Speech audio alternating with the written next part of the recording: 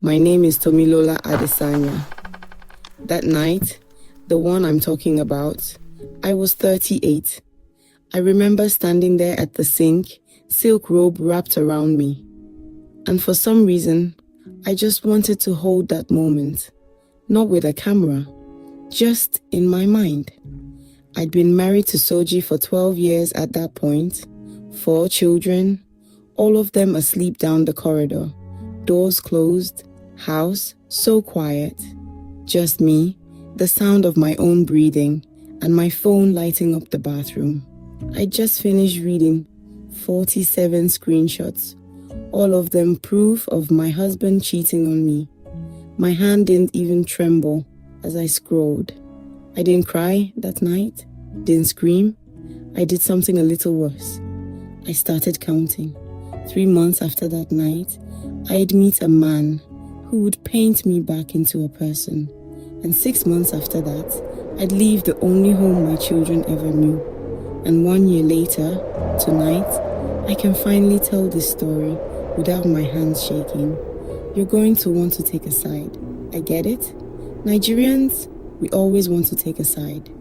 But by the time I'm done, I think you'll struggle. Because the truth is, both of us were guilty. He just got caught first. For 12 years, Soji and I were the couple people pointed at. You know, picture perfect. We met at Unilag.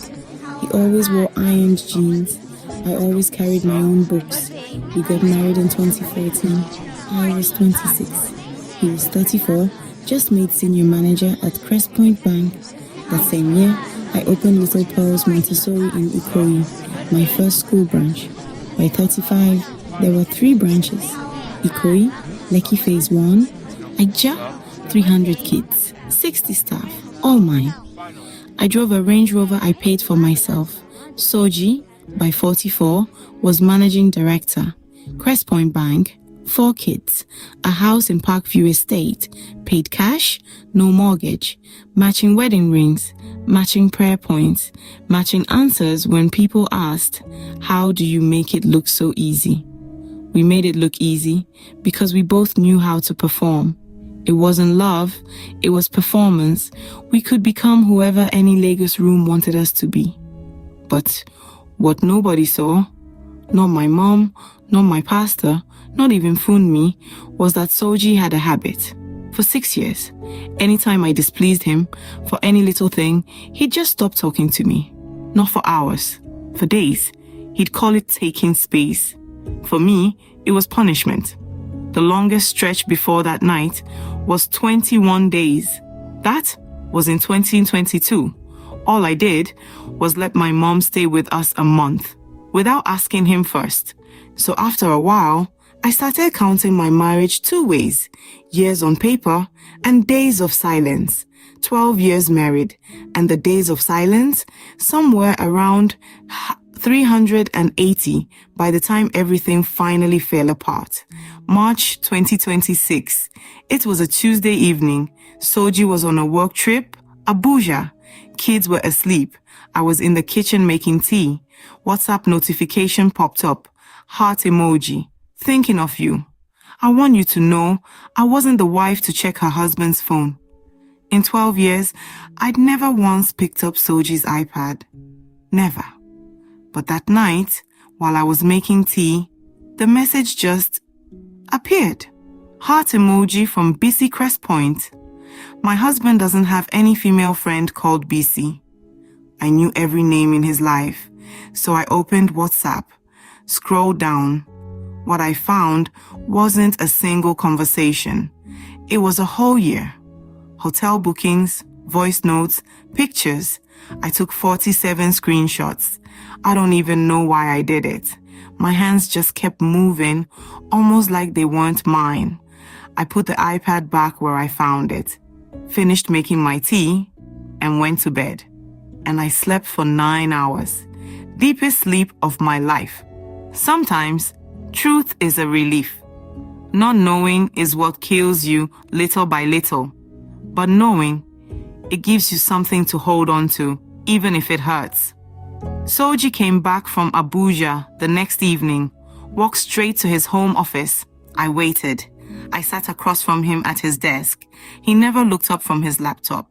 I slid my phone across the desk, showed him the screenshots. One, then another, then another. How long? That's all I said. He looked at the screenshots, then at me. His face, absolutely blank. He closed his laptop, stood up, and started packing a small overnight bag. He walked past me, picked up his car keys, and left.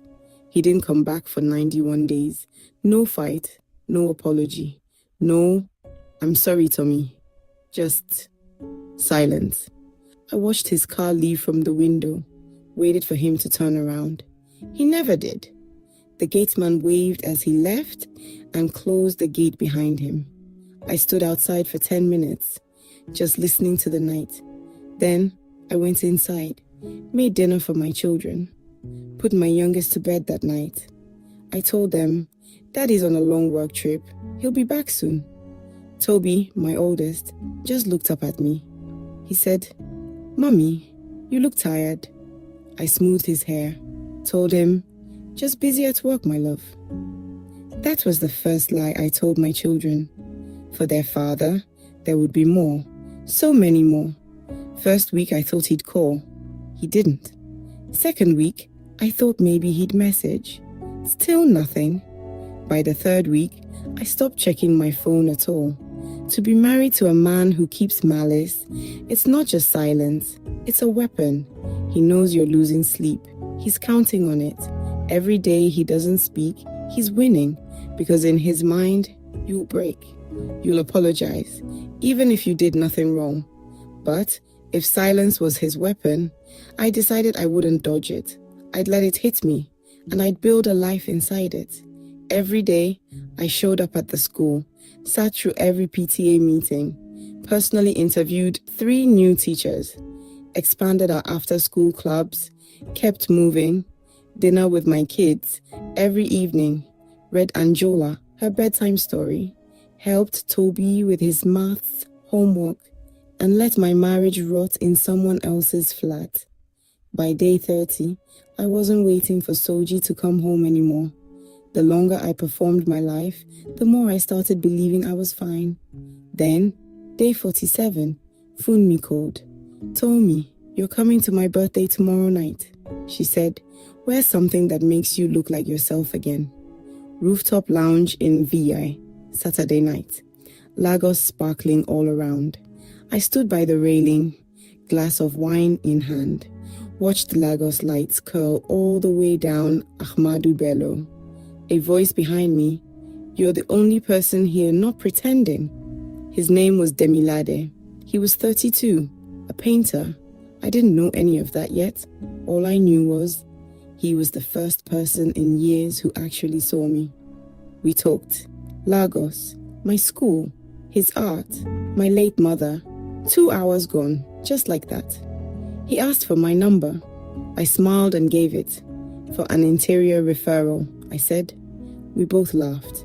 We both knew that wasn't why. I got home at 1 a.m. As I took off my earrings, my phone buzzed. Message from Demi. I want to see you again. Friday next week. Lunch? Yes or no? I stared at that message a long time. Typed, deleted, typed again, deleted. Finally, I just said, yes. I didn't feel guilty, didn't cry. I felt awake. First time in years. If you've ever lived in a marriage where you sleep with your eyes open, you'll understand. For 44 days after that, I lived 2 lives. Mrs. Adesanya, school owner, mother of 4, wife of an invisible man. Every time someone asked about Soji, I said the same thing. He's traveling for work. Everybody knew. Nobody ever asked again. In the other life, I was just Tomi, a woman who had Friday lunch with a 32-year-old painter who wanted to know my dreams.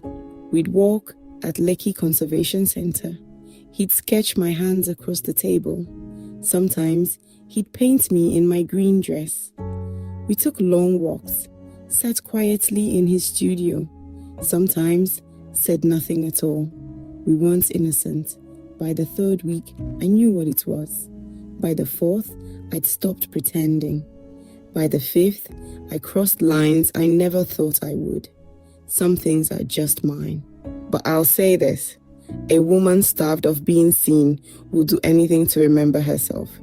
Demi never asked me to leave Soji. He just kept showing up.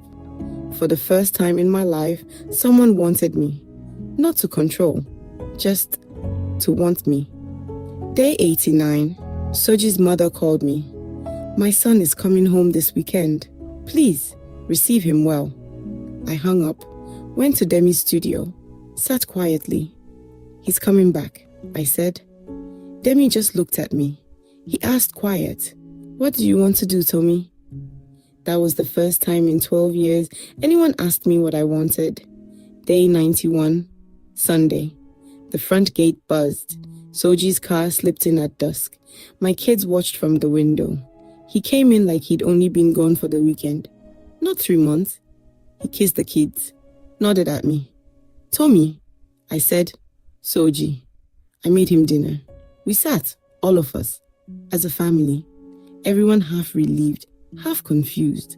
Later, after the kids went to bed, Soji and I sat at the table. He drank water. I folded a napkin, just for something to do with my hands. He said, I've had time to think. I want us to move on. I have forgiven you. Let's not talk about the past. Let's focus on the children. I'm back. I nodded, because if I opened my mouth, I honestly don't know what would have come out. He had just told me he forgave me for his cheating, for his silence, for my discovery. That's the moment I stopped being his wife. Right there. I knew I was going to leave. That night, in the bathroom, I typed one message to Demi. He's home. He thinks he's forgiven me. It'll take a few months, but I'm coming. Please wait. My hands hovered. Then I hit send. He replied, I'll wait. Take whatever time you need. I'm not going anywhere. I washed my face, went straight to the guest room. Soji didn't even ask why. For 6 months, I played Mrs. Adesanya at every public event. I smiled for photos. My eyes told the truth. But underneath all of that, I was building my exit. Moved the kids' savings into my name. Audited all my schools, step by step. Viewed flats with my sister in Ikoyi. Finally told Funmi everything. Sometimes I'd just curl up in Demi's studio, reading while he painted. Didn't have to say a word.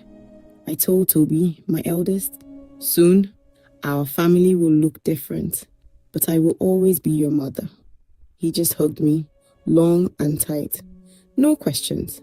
At a little cafe, Soji's old friend gave me a USB drive, receipts, a voice note.